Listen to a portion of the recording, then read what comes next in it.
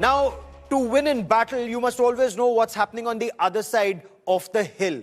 And let us tell you what's happening in Pakistan, in the adversary's camp. There's fear and there is frenzy in Pakistan. Top Pakistani ministers, they've been raising an alarm and desperate. Imagine their information minister going live at 2 in the morning saying an attack is imminent. It could happen in 24 hours. It could happen in 36 hours. They are in what is known in military parlance as flapping.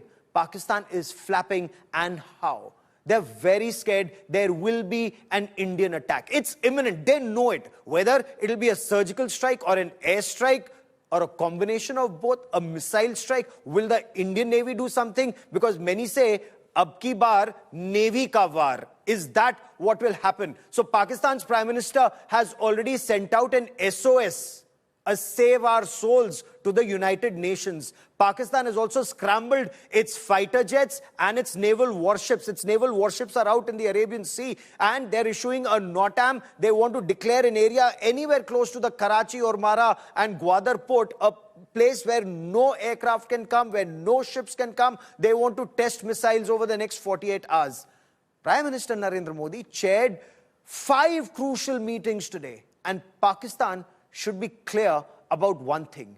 India's message, it's not just restricted to holding the Indus Waters Treaty in abeyance, which anyway is giving Pakistanis sleepless nights. And they're crying to an entire ecosystem across the world, including in India. But the fact remains, India's punishment to a state sponsor of radical Islamist terror, perhaps, as the Prime Minister pledged, would be unimaginable, and that punishment is coming.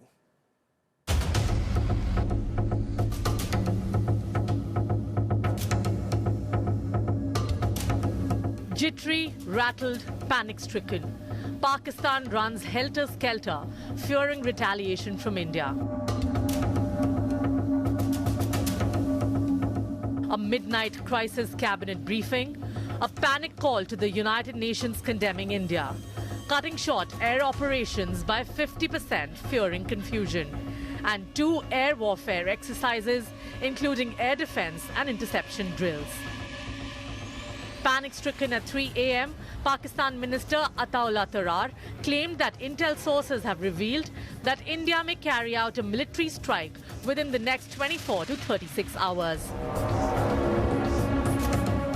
Pakistan has credible intelligence that India intends carrying out military action against Pakistan in the next 24 to 36 hours on the pretext of baseless and concocted allegations of involvement in the Pahalgam incident.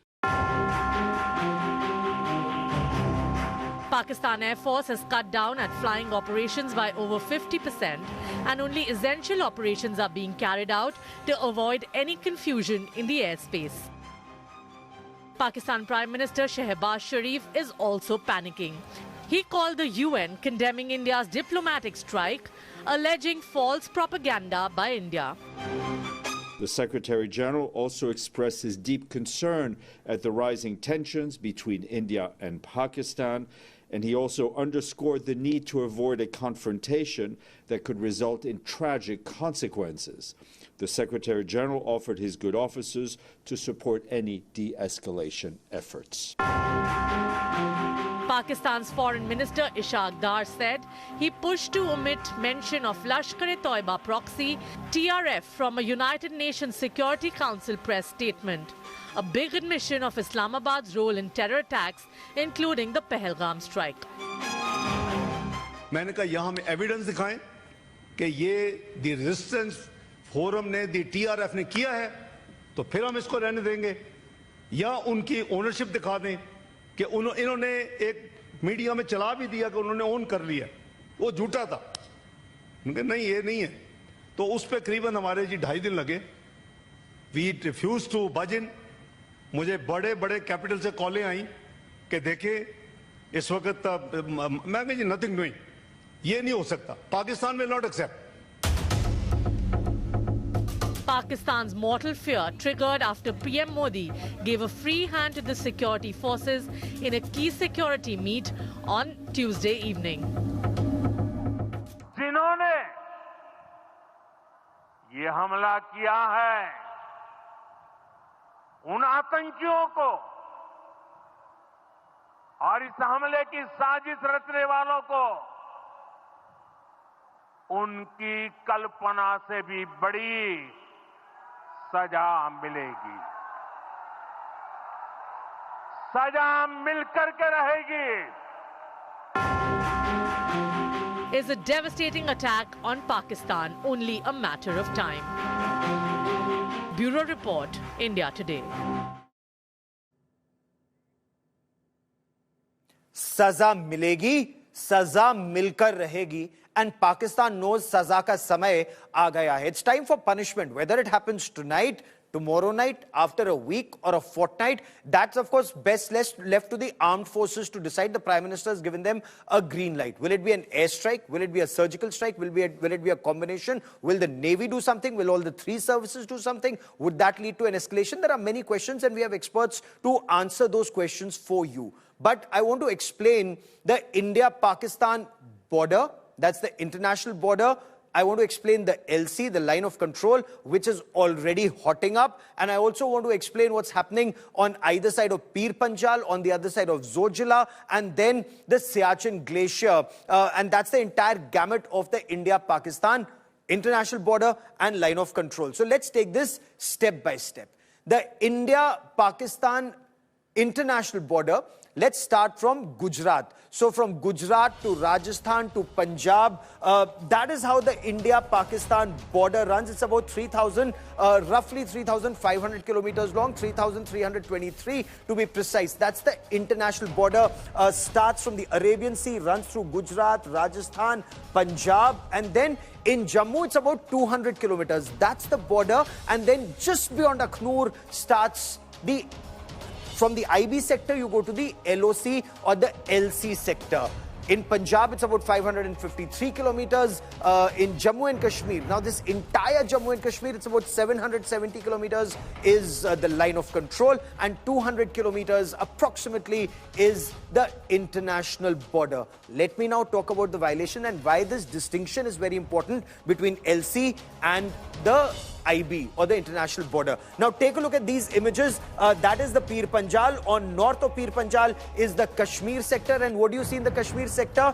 Dates of violations. In Kupwara, 28th of April. Kupwara again, 27th of April. Tutmari Gali, Baramulla, 28th of April. Neelam Valley, of course, is across Lipa Valley, 24th. Uri on our side, it's happened on the 22nd. Punch. Now you're coming south of Pir Panjal. Sundarbani sector, this is happening again on the LC, but south of Pir Panjal. So on either side of Pir Panjal, there are ceasefire violations. But what is extremely significant, that it's not just restricted to Akhnur, Naushera, Sundarbani, Punch and Rajouri, but take a look at this bigger picture. The 770 kilometer long line of control, and at the line of control you see these ceasefire violations. Akhnur is where IB merges into LC, then Naushera on the 29th, Sundarbani again on April 29th, Rajouri and Punch where it started earlier. Remember, these are some of the places where that Pakistan uses for infiltration very extensively. Now, of course, this area is fenced, but then there are also, it's a riverine area, it's forested, it has hills, and that is how Pakistan takes advantage to infiltrate. But what is happening right now is ceasefire violation. Then on the Kashmir side, on the other side of the Pir Panjal, you have in Kupwara, in Baramulla, in Uri. Remember, Uri is where Pakistani terrorists infiltrated in 2016. They struck an army garrison, well protected on the front, but they came from the rear side and they targeted, and we had casualties. That was a very, very painful episode for the Indian Armed Forces. General Huda, was the army commander that time, and when you talk to him, that it actually left a scar as far as the armed forces are concerned, and that is why India did this surgical strike. And the general who was the army commander for this during the time of that surgical strike in 2016 now joins me on this India Today special broadcast. General Huda, as always, welcome on India Today, sir. What do you make of Prime Minister Narendra Modi's message to the three service chiefs? Decode for us, what does a free hand to the armed forces to respond to terror, to punish terror? What does that mean, sir? So Gaurav, thank you. Pleasure to be on your show.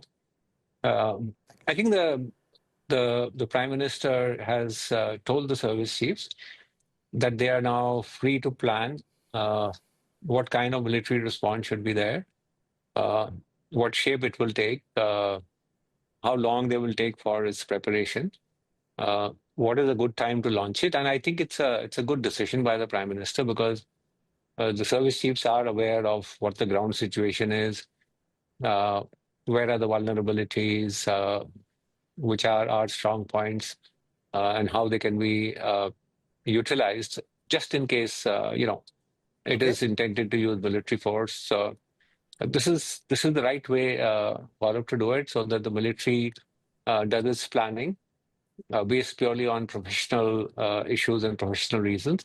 And obviously, it doesn't mean that the military can then just go ahead and do whatever it wants.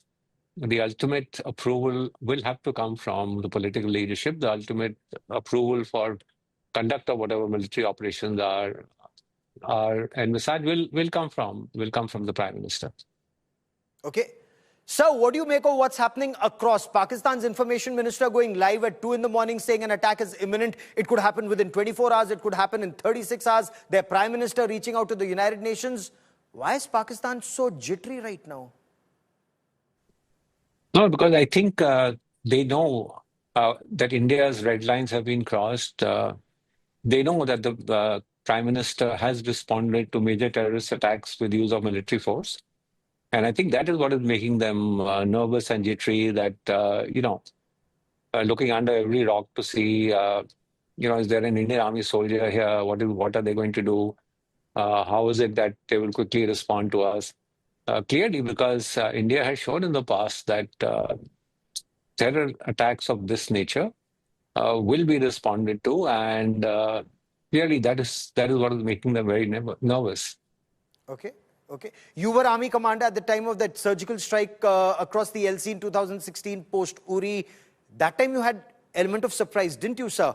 Did Pakistan anticipate it? Or Balakot, did Pakistan anticipate that there'd be an airstrike, not just across the LC, but hit them across the international border? This time, isn't that element of surprise already lost? Look at the hysteria in Pakistan. Look at the kind of exercises, the deployment of their army, the exercises of their air force. Is that opportunity lost, sir? No, so Gaurav, to be fair, that 2016 was a big surprise for the Pakistan army because they had never felt that India would be able to, and the Indian army would be able to carry out such sort of extensive cross-border operation. To be fair, some limited operations had been carried out in the past, but they did not expect it. So there was an element of surprise. I think similarly in 2019, they didn't expect the use of air power, which everyone, at that time was saying could be considered escalatory. And the fact that the airstrike was carried out on Pakistani territory, not on Pakistan-occupied Kashmir, was also an element of surprise. I don't think we have that advantage now.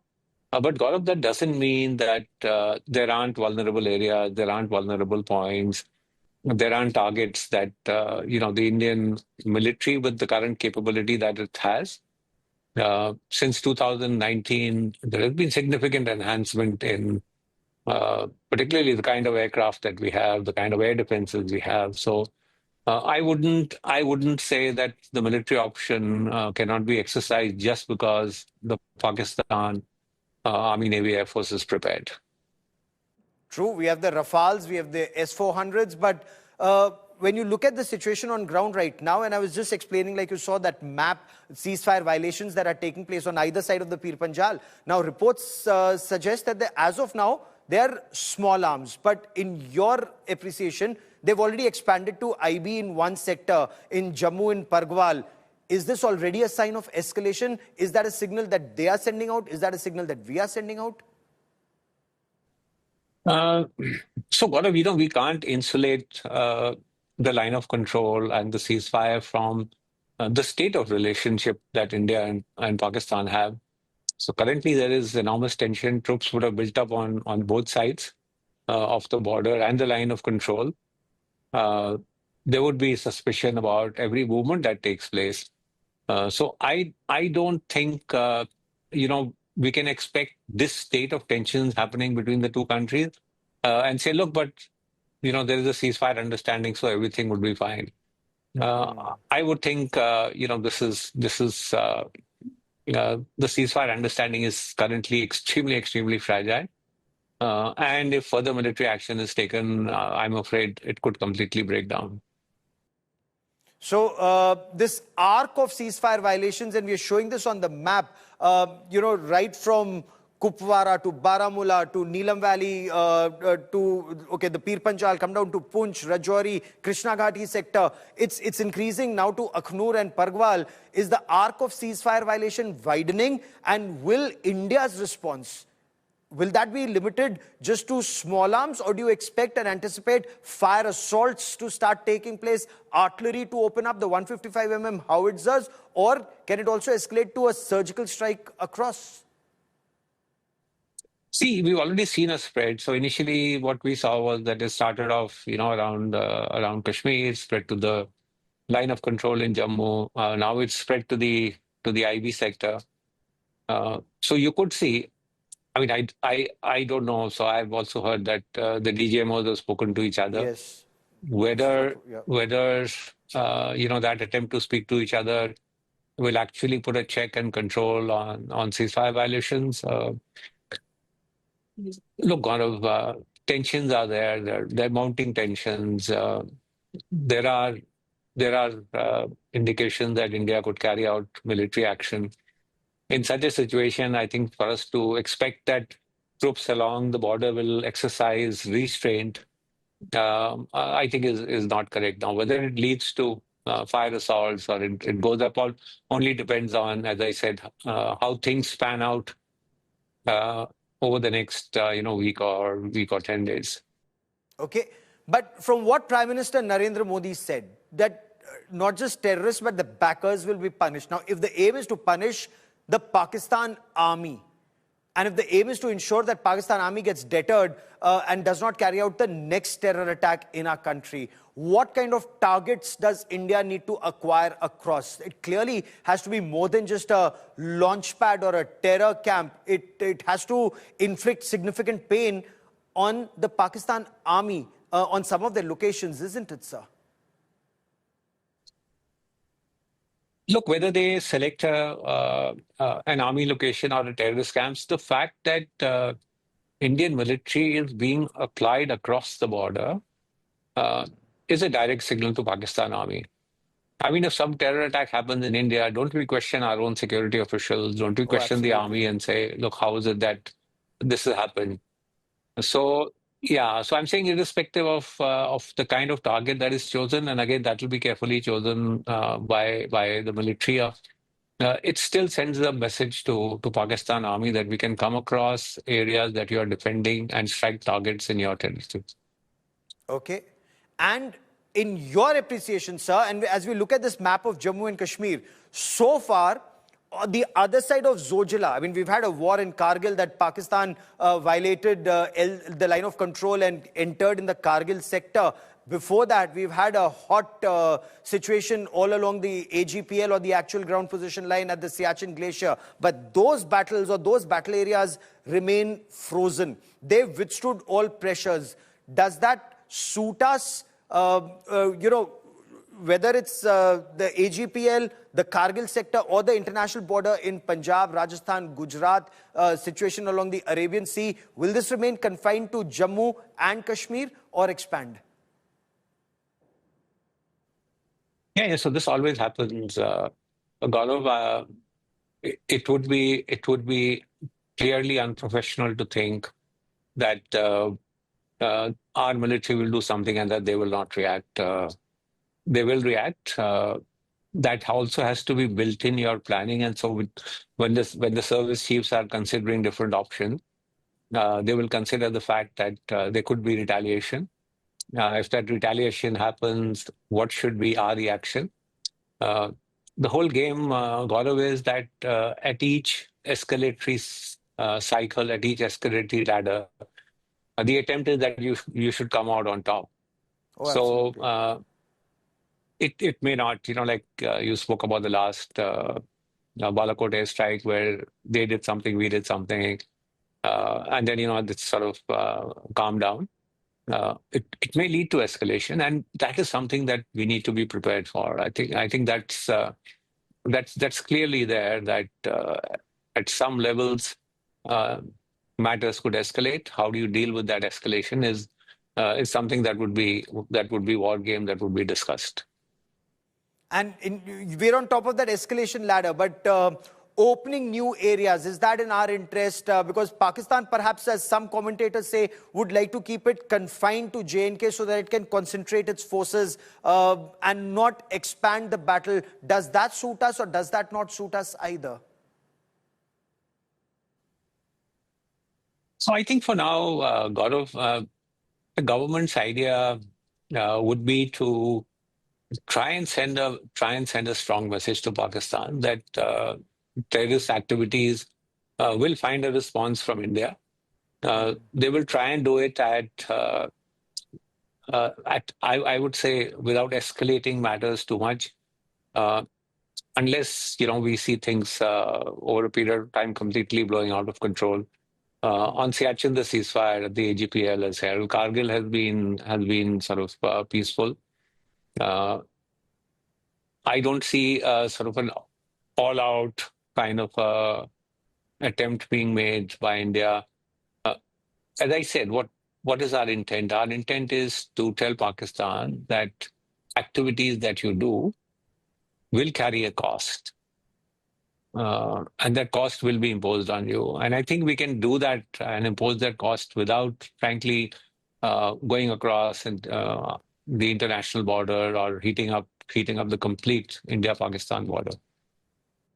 Will Pakistan Army understand? Because all our efforts in the past, they understand up to a point and then not beyond. For example, after Balakot, they did not hit us, or no terrorist has struck India in the rest of the country. But Jammu and Kashmir, they've kept the pressure up. What is it that we need to do to ensure that Pakistan does not even attempt J&K, that terror is no longer a low-cost option for them, even if it means Asim Munir's survival, even for him to survive or for Pakistan Army to remain on top? Will a fire assault be okay? Will they get the message through a fire assault at the LC? Is there another way to send across that message to Pakistan that no terror is no longer acceptable anywhere in India? Look, irrespective of how it is done, whether it is single service or you do a combination of, some ground operations along with the air operation, it will require synergy between all three services. It cannot be that, when the airstrike is happening, the Army is unprepared for any retaliation which will come on the ground, or that the Navy has not also prepared to see if things escalate, what is it that they're going to do. So there's going to be complete synergy, irrespective of, the kind of strikes that happen. But I think all three services will have completely synergized their operations.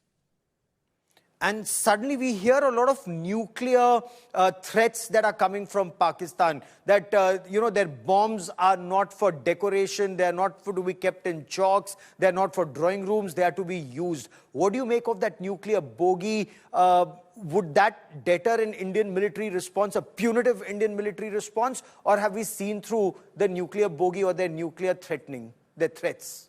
So, Gaurav, this is a standard playbook. Every time there is a crisis between the two countries, the first thing that Pakistan pulls out is its nuclear card, trying to show mainly the international community that any response by India could lead to a nuclear holocaust in South Asia. But we have seen this playbook in the past. It hasn't prevented us from at least carrying out limited military strikes. We saw that in 2019 in Balakot that we did use. So from an Indian perspective, I think there is a sense that space exists to carry out some military operations below the nuclear threshold. And this nuclear blackmail, frankly, I think has run its course. Pakistan's nuclear blackmail has run its course, but India's actions, or at least, Prime Minister Narendra Modi saying that Government of India saying that we'll hold the Indus Waters Treaty in abeyance. Now, analysts in Pakistan are panicking. There are several who say that this could be catastrophic, and they don't see our blood, being shed from Pulwama to Pahalgam to 26/11 Mumbai terror attacks to Ahmedabad to terror attacks across our country. That did not make them jittery. Suddenly their water being stopped is making them very jittery, and they say, how can you parch an entire country? How can you starve an entire country? Now they're panicking. What do you make of their panic? Look, if you look at the statement that India has made, where it talks about holding the Indus Water Treaty in abeyance, it also links it with Pakistan's terrorist activities very directly. That it is held in abeyance, till Pakistan continues to use terrorists. So they're sending a clear message, very clear message, that if you continue to do what you are doing, then your water security is threatened. And that, as you know, has created enormous kind of worry, enormous panic in Pakistan. Look at the statements that have coming out that, we'll go to war over the water. Loose statements by Pakistani politicians that Indian blood is going to flow in Indus. I mean, this is just showing their great concern. So I think India's step in saying that we're going to hold this in abeyance is possibly the strongest message that India could send out. That's a very pertinent point you make, sir. Many thanks for joining me here on India Today. So, Lieutenant General Huda says holding the Indus Waters Treaty is a very major signal. But then the fact that we've lost so many lives, and we continue to lose so many lives to Pakistan state-sponsored radical Islamist terror, despite a Balakot airstrike, what is it that India needs to do in terms of kinetic operations and non-kinetic operations? And Indus Waters Treaty is perhaps sending out that very clear message. You want to spread terror? Then you be prepared to lose at least some of that water. But there's a big story that's coming in. Pakistan has extended the NOTAM, or a notice to airmen, declaring a no-fly zone over Lahore and Islamabad. That's been extended by another 48 hours. It's now been extended till the 2nd of May. Pakistan Air Force, perhaps taken aback during the Balakot airstrikes in 2019, is now flying aggressive combat air patrols to prevent a repeat, perhaps, of being surprised again. But what should one make of those 3 different exercises that are underway from the northern areas of Pakistan-occupied Jammu and Kashmir down to Punjab province to Sindh and up to the Arabian Sea? What are these exercises? Lashkar-e-Taiba, Fiza-e-Badr, Zarb-e-Haidari, all these Islamist names that they come up for their exercises. I want to understand what these exercises mean and why are lights suddenly being turned out in Sialkot. Last night, Sialkot went dark, and it's the Pakistani media saying that. We are not saying that. They went dark because they feared an Indian airstrike. How would Indian Air Force be viewing these exercises? Joining me now on this special broadcast is Air Chief Marshal Fali Homi Major, former Chief of Air Staff. Air Chief, you, during 26/11 Mumbai terror attacks and immediately after that, had recommended that India should hit terror camps across. Today, how would you read Pakistan's CAPs, their very aggressive combat air patrols and their exercises from Lashkar-e-Taiba to Fiza-e-Badr to Zarb-e-Haidari, sir?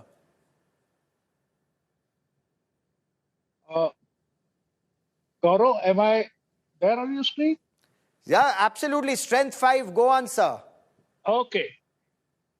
Gaurav, in the past few days, there has been some very hectic activities in Pakistan.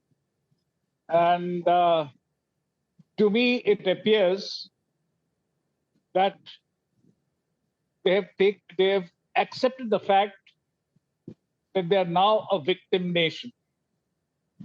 And they are preparing for it. Good luck to them. Explain, sir, the victim nation. Yes, sir. Go on, sir.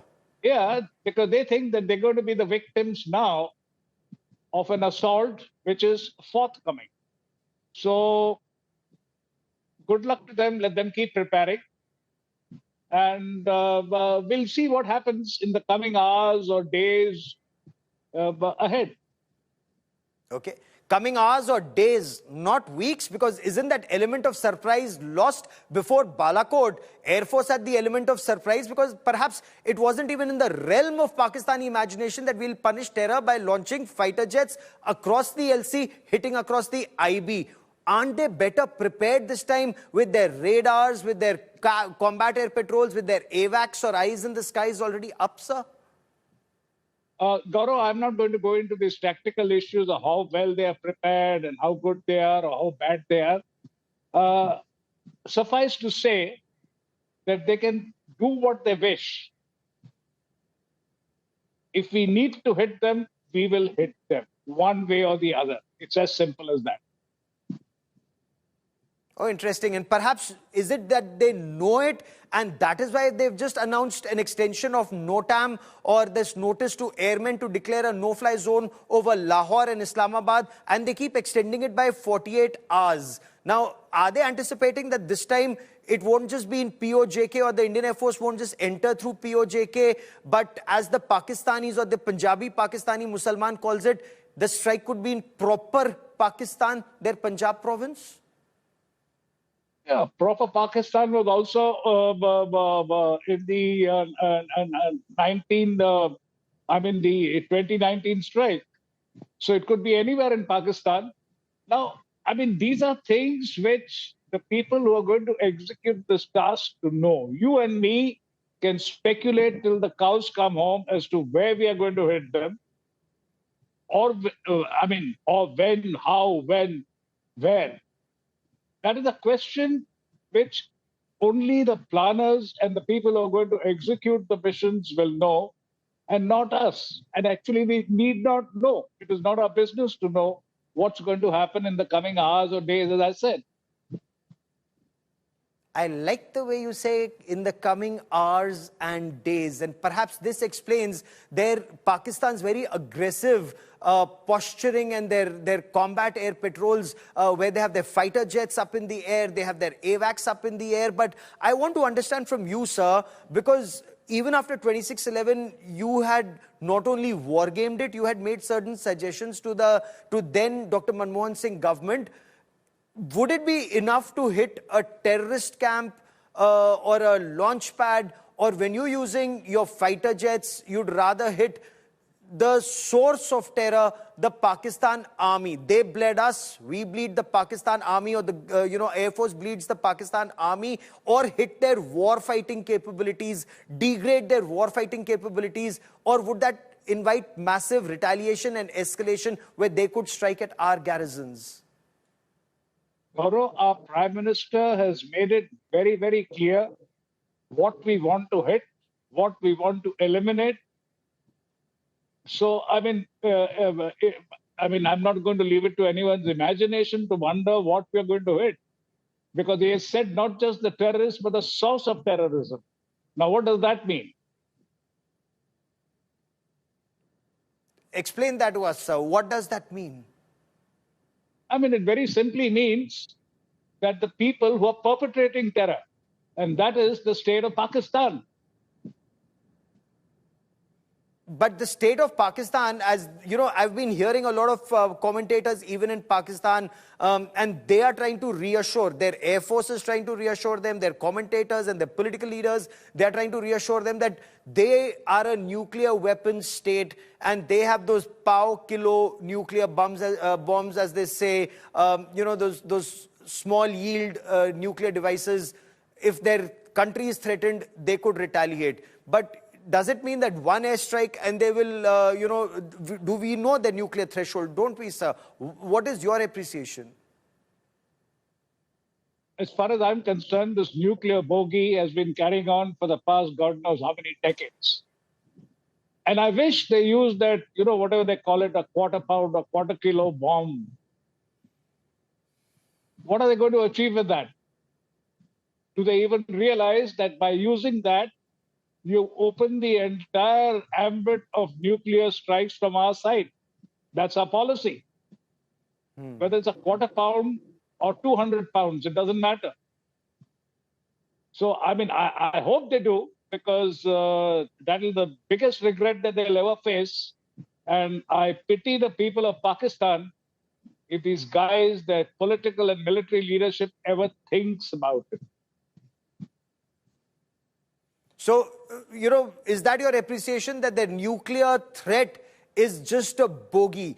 Because they would love international attention. They could, do some public posturing like we've seen in different parts of the world. The moment the war gets too hot or they do not want an escalation, they start displaying their nuclear assets, whether it's a missile or a launcher or carrying out an exercise like we saw between Russia, like we saw Russia did at that point of time.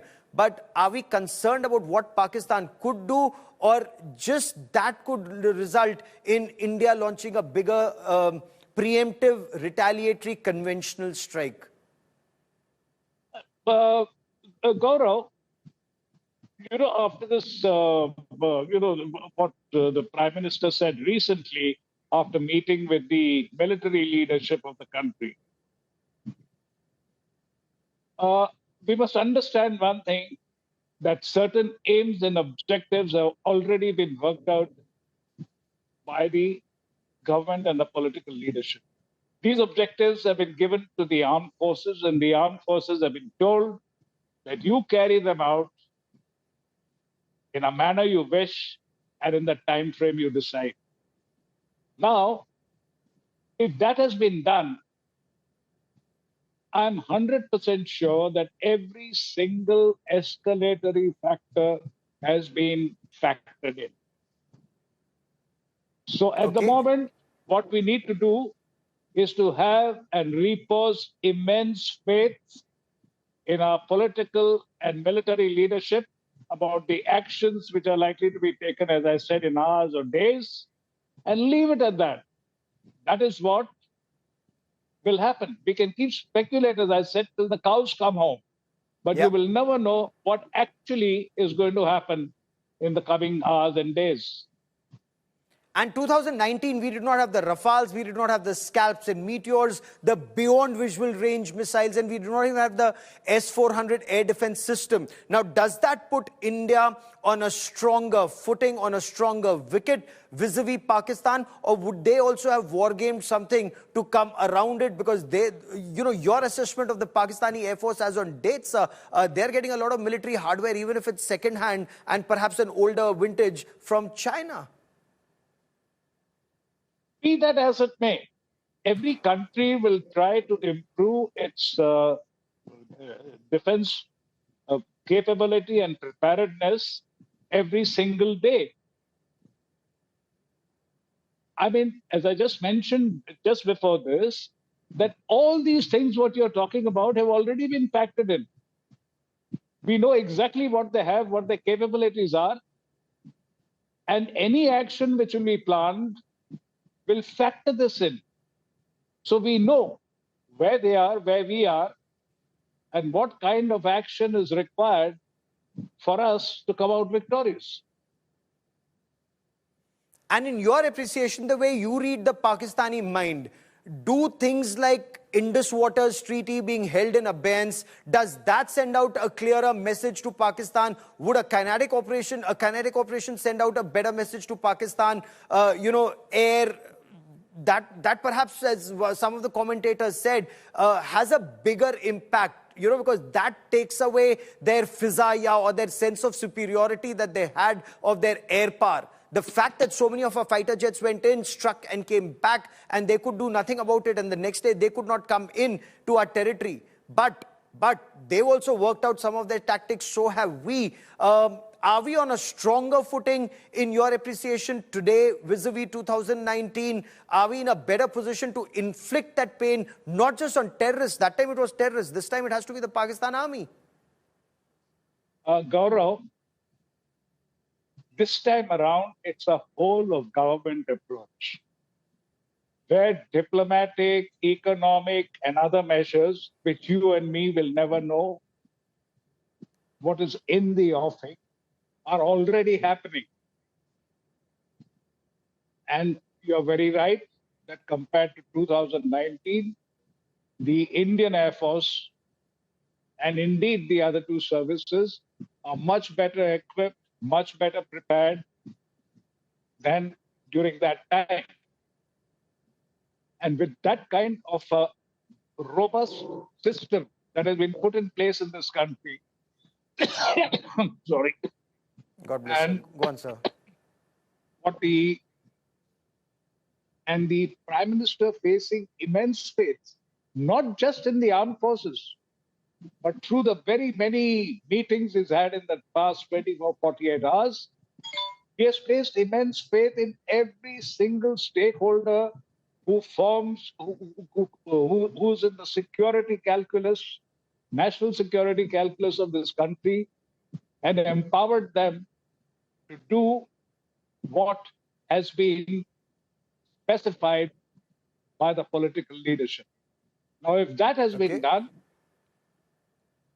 every single move, whether it's Indus Water Treaty, or for that matter, any other financial and other actions which we are going to take, have already been approved. So this is... Go on, sir. And therefore, what we need to do is sit back and see how all these actions and provisions made by the government unfold, as I say again, in the next few hours or days. And to those who say, ab tak kyun nahi kiya, it should have been done by now, why are they waiting? There'll be too much international pressure if we don't do it now. Pakistan is anyway seeking international pressure. Pakistan will try and make some promises that they will, do something, and that they're saying, let there be an independent probe, an impartial third-party probe. Somebody who has suffered through 26/11 Mumbai terror attacks, where Pakistan carried out an investigation and did nothing, or in Pathankot, again hitting one of our air bases, where they registered an FIR, ISI came in and yet did nothing. What would you say to those who are saying, let there be a third-party independent investigation? I would ask them to go to hell. And secondly, there will be reactions from all quarters. But let me tell you one thing. In the present world order, nobody in the world is going to give a damn what we do to Pakistan. Haven't we had enough examples? What is Israel doing to the Hamas, to the Palestinians? What are the Russians doing to the Ukrainians? Okay. But sir, neither Hamas nor Ukraine are nuclear weapon states. It doesn't matter. It doesn't matter. How does it matter? I mean, why are we getting so... And don't forget one more thing. There are nuclear watchdogs all around the world. And the nuclear arsenal of every single country is being monitored very closely. And I'm quite sure that Pakistan, being what it is perhaps the prime suspect to use the nuclear weapons in a manner which is not what nuclear weapons are meant for. And we have many supporters around the world who will ensure that these weapons are never, ever used by Pakistan. Even if they have an Islamist, radical Islamist as their army chief? They can have anyone as their chief.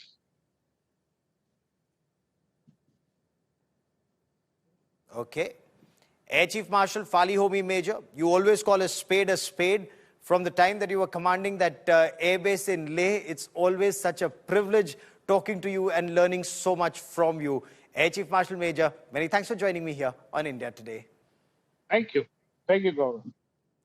The pertinent point that Air Chief Marshal Fali Homi Major also makes is, anybody who says get an independent third-party probe can go to hell. Why? There's a reason for it. Pakistan, under international pressure, carried out a probe into 26/11 Mumbai terror attacks. That mastermind of terror, Hafiz Saeed, he was responsible for the terror attack. Pakistan even put him in jail for some time.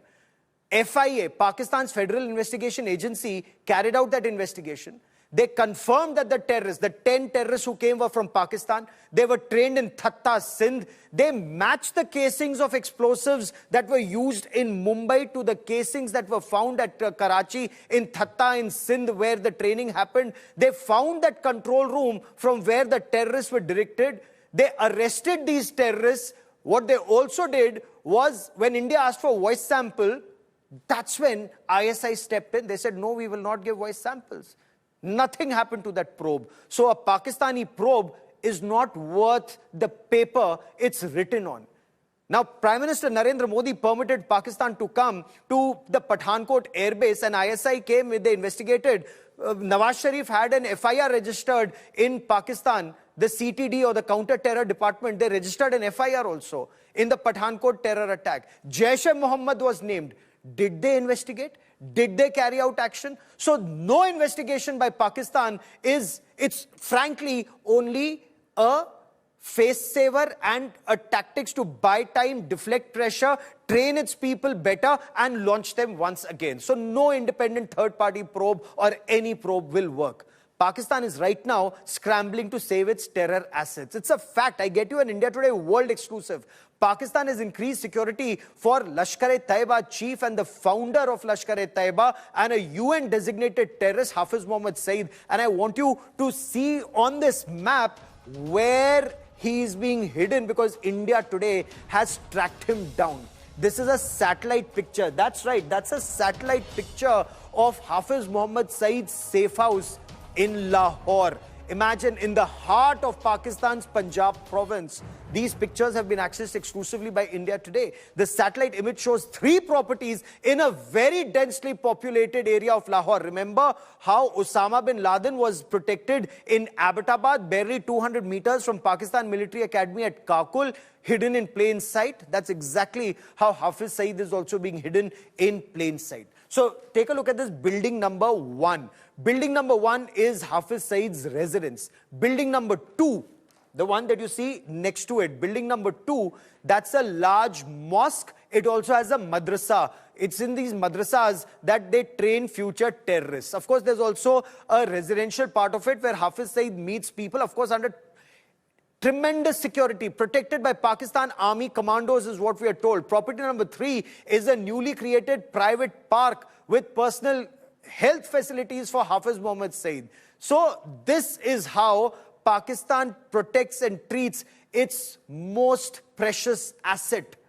Ankit Kumar gets you more in this report.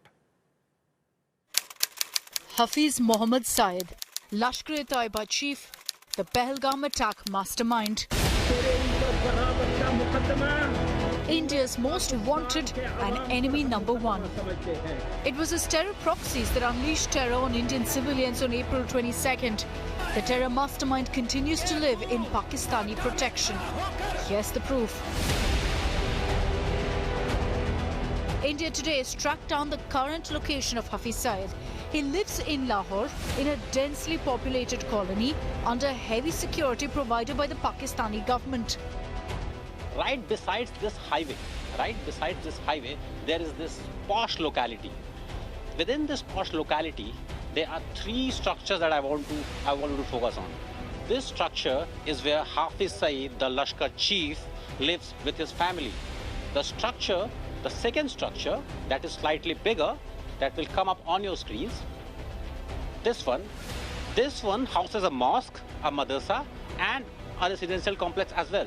So this is his home, this is his work office. India Today has also exclusively accessed videos.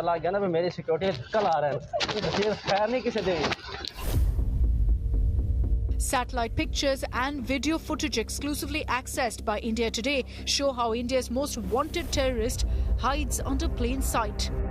Globally designated terrorist leader living among common people in the middle of a Pakistani city. With Arvind Oja and Ankit Kumar, Bureau Report, India Today. Will he be brought to justice? If Pakistan means business, will Pakistan act? We'll track this story very closely. That is all I have for you on India First this evening. Many thanks for watching.